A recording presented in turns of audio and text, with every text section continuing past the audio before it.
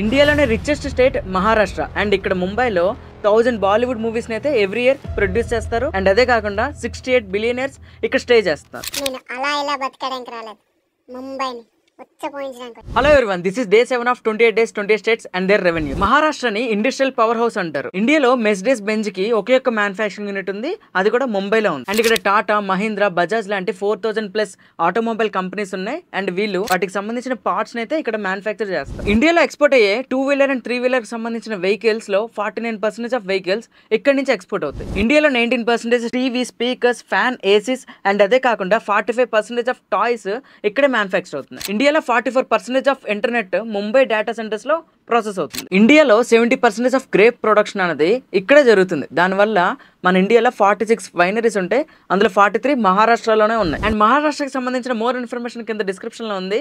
And ఈ series లో next episode miss అవ్వకుండా ఉండడానికి మన పేజ్ ని అయితే ఫాలో చేయండి. Thank you.